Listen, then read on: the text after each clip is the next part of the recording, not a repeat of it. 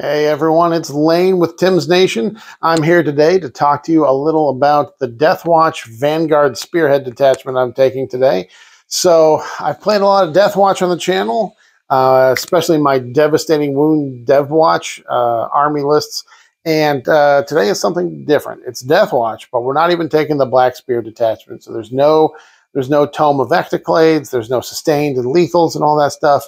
We're actually running the Vanguard Spearhead DeathWatch. So I'm taking DeathWatch because I want the Watchmaster, because now his ability to make stratagems more expensive has been changed with the Balanced Data Slate update. So it's a 12-inch aura around him, and any stratagems that DJ tries to use within 12 inches of that model are one more CP. Plus, the Vanguard detachment has an enhancement. You can give another character to do the same thing.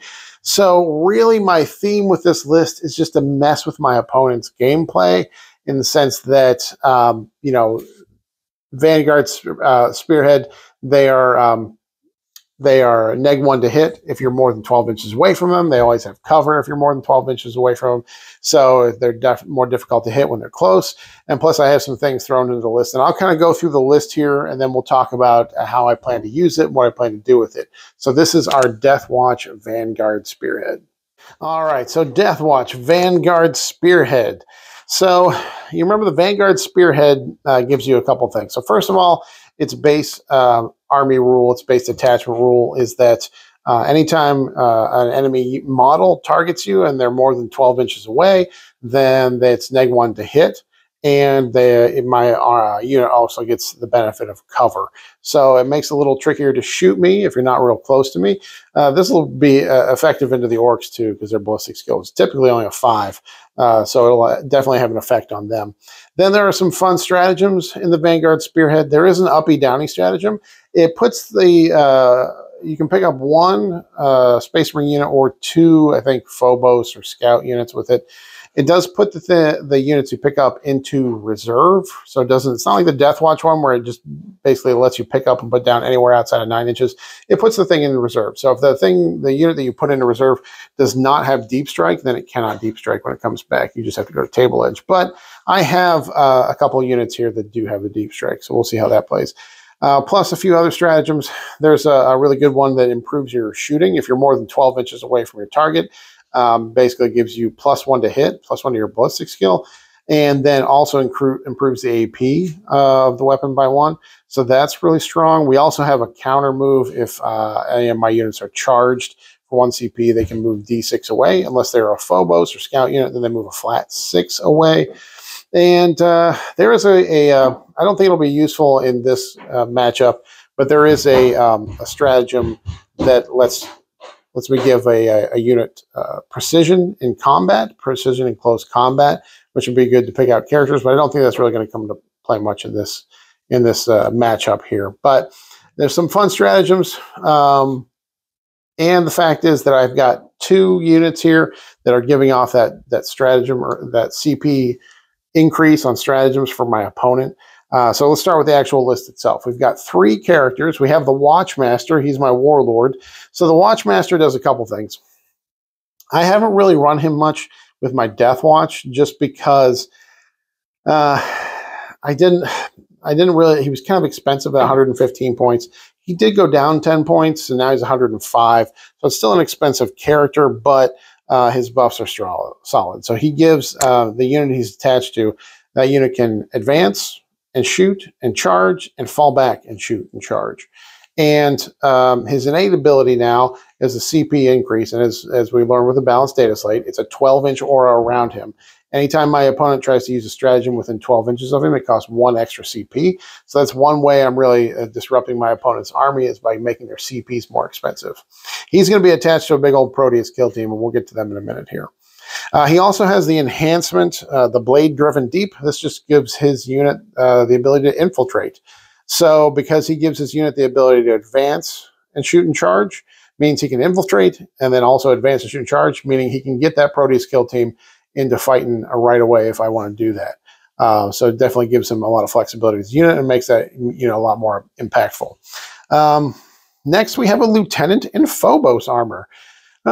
This guy, He's an interesting model. He's only 55 points by himself, but he has a bunch of abilities. So he has Deep Strike, he has Infiltrate, and he has Scout 6 inches. I think this means, this is because he can attach to a couple different units, like Incursors, Infiltrators, or Reavers. So he has the abilities of all those, but by himself, he has all three of those things. So I gave him the enhancement, Veteran of the Shadow War, or the Shadow War Veteran, and that also is a 12-inch aura now of increasing the cost of my opponent's CP. So I can Deep Strike him in and mess with my opponent's CP, or because he has both Infiltrate and Scout, I can put him on the table and move him in there without even a Deep Strike turn 1.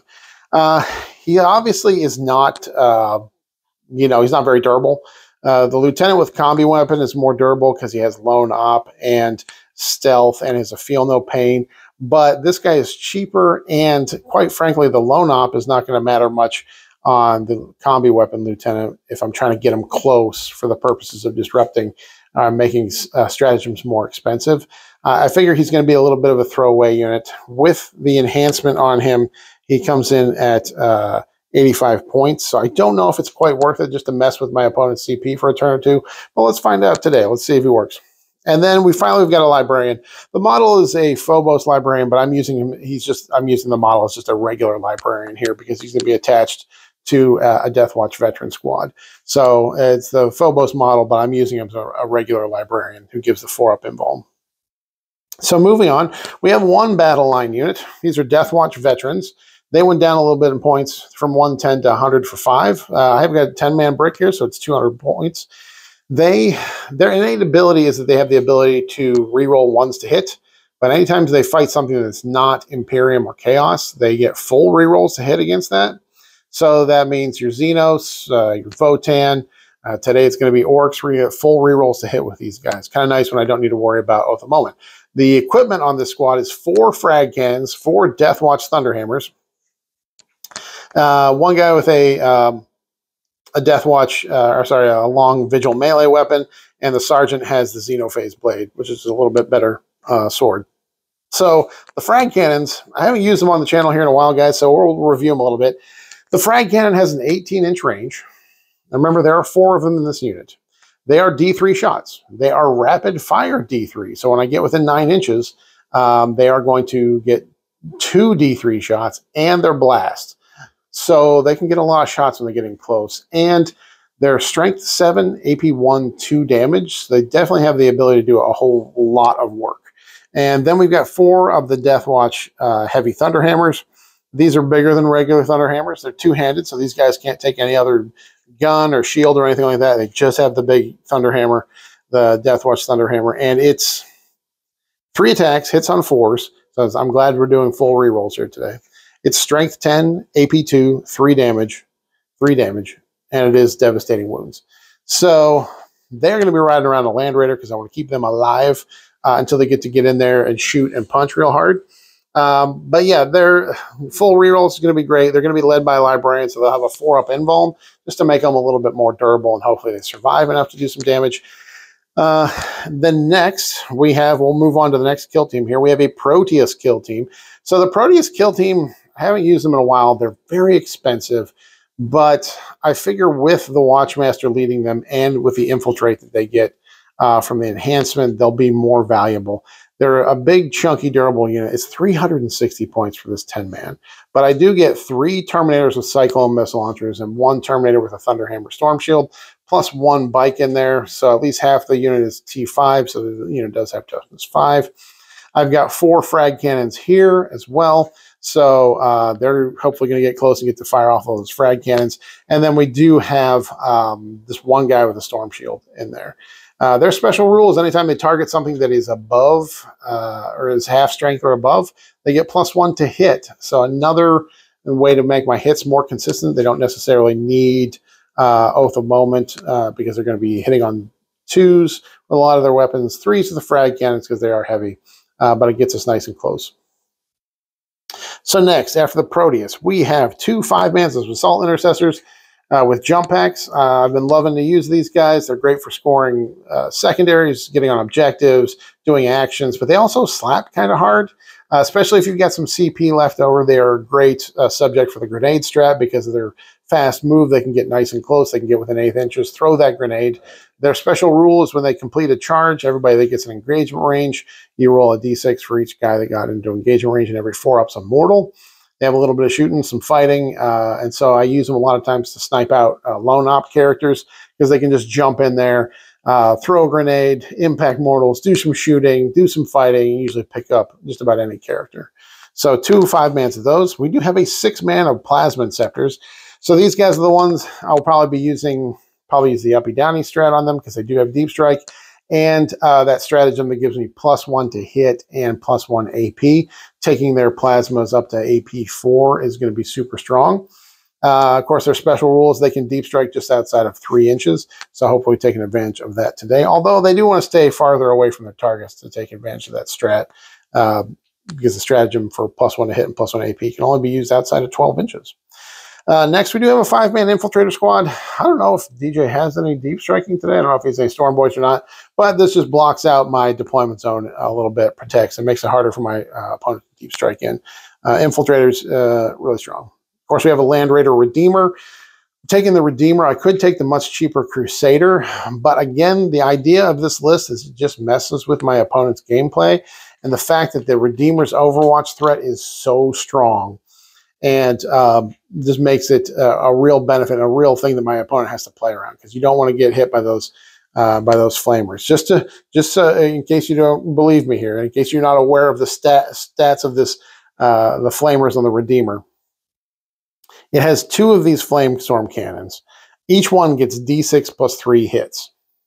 Okay, so it's torrent, so it's auto hits. So that's 2 D6 plus 6 auto hits for the tank. Strength 6, AP 2, 2 damage. So obviously that kind of Overwatch threat is going to be huge. Shooting it's huge. It's only a 12-inch range, but man, if anybody gets close to the Land Raider, it's gonna make them hurt. Especially with the fact that it's hard to hurt this Land Raider if you're trying to target it from more than 12 inches away because he's basically like he's got smoke popped on him all the time. He's -1 to hit, and it's the benefit of cover. So he's really extra durable in this detachment. And if you do get close to him, he's going to put some fire on you. He also has a 100 killer missile, multi-melt, a storm bolter, and a twin assault cannon. So he has a fair amount of shooting on top of that. Now, next we have, and this is going to be very relevant. The Land Raider does have the assault ramp special rule. So any unit that disembarks from the Land Raider can also charge that turn even if they get out after the Land Raider has moved. Just making that DeathWatch Veteran squad all the more juicy. If the Land Raider can move up, it's 10 inches. Those guys get out. They're 3-inch disembark, and then they can make a charge. And also be close with those frag cannons. Next, 2 suppressor squads. I haven't really used suppressors much. I don't know if I've ever used them. I have them because in the previous edition, I was going to do the all Phobos Army of Renown thing, and I got it all built and never actually got to play it. So I think this might be the first time I've ever used suppressors at all. So they're just regular Marines. They're just T4 2-wound Marines. Nothing special there. They're on the bigger bases, so people think they're Gravis, but they are not. But they do have a long-range autocannon. Let's see here. The ranged weapon is the Accelerator autocannon. So each one gets 3 hits. Ballistics go 4, but they are heavy. Strength 8, AP 1, 2 damage.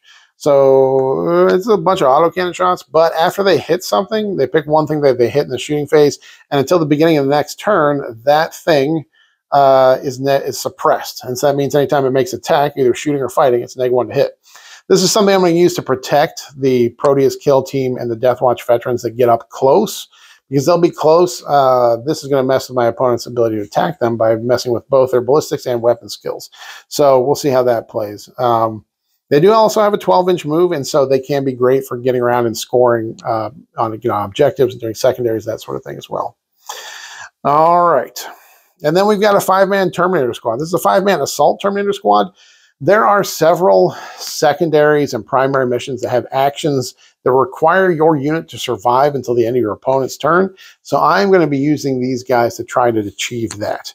Now, because I do have an uppy-downy strat and they have deep strike, I can uppy-downy these guys, and I can throw them into places where, I can do something like sabotage, where I have to do an action on a piece of terrain, but they have to survive until the next turn. So I took the Terminator Assault Squad. They're not DeathWatch Terminators. They're Terminator Assault Squad. So they all have Thunderhammers and Storm Shields. This just gives them all the extra wound, makes them a little bit more durable. And if I'm going to be using them to do actions, they're not really going to need to shoot. So I think it was a good choice for that. That's the list, guys. All right, so as you can see, this list has multiple ways that mess with my opponent's ability to play the game. I call it a disruptor list. They're trying to disrupt the industry, guys. But really, we got two different models, the Watchmaster and the Phobos Lieutenant, who have that 12-inch aura of causing CP or stratagems to cost 1 additional CP for my opponent. What is it? The Lord of Confusion, Lord of Deceit, special rule now. So I've got 2 of those, and there are units that will be moving off the table and getting close, especially the Watchmaster. He's going to get right into my opponent's army. Plus, obviously, when my opponent, anytime they target me and I'm more than 12 inches away, -1 to hit and get the benefit of cover, so it just makes it harder to shoot at me. Plus, I've got the suppressors that are going to be bopping around. They'll do primaries, they'll do secondaries, they'll do actions, but they will also be shooting and to keep my Proteus kill team alive a little bit longer, and the DeathWatch Veterans, when they get close, their ability to cause my opponent's units to be suppressed and to be -1 to hit in both shooting and fighting is going to help me keep them alive a little bit longer. Of course, we got infiltrators in there to block out deep strikes. And then we have the counter move. My opponent charges me for 1 CP. I can fall back D6 inches, make it a little bit harder to charge me. So we have a lot of different things going on there. The Land Raider Redeemer also makes it difficult to move around him once he gets close because his Overwatch threat is so strong. So I don't really know how this is going to play into DJ's all-mech army because it's not there. Obviously, like the Plasma Inceptors and can do some work into vehicles, but I don't have a lot of hard-hitting anti-tank weapons, although the DeathWatch Thunderhammers are strength 10, so they'll do some work into Killicans, but overall, like the Gorkanaut and the Morkanaut, they're going to be tough to deal with, so we'll see how it fares. I'm hoping that I put enough debuffs into my opponent's army just to make it really difficult for him to do whatever he wants to do. I played this against Drukhari, and it worked really well last week just because the Overwatch threat was huge. The Redeemer's Overwatch can pick up a 10-man squad of Incubi pretty easily. The CP cost made things difficult to play, and just the big chunky Proteus kill team was hard to get through. Even with all the attacks that they get, it was hard to chew through. And the fact that those Scourges kept popping out to shoot me, and whenever they did that, they were always more than 12 inches away, so they were always -1 to hit. Just made it difficult for them to be more effective. So, but that was the Drukhari. This is Orcs, a bunch of big mechs. Messing with Orcs' ballistic skill is a big deal because their ballistic skill is usually terrible. So we're going to have to see how that comes into play there. I feel like it could do some work, but I can also just get run over by a Gorkanaut and Morkanaut right away and just eat it. So follow me over to the battle report, guys. Let's see how this sneaky disrupting DeathWatch Vanguard detachment does, and we'll catch you over there.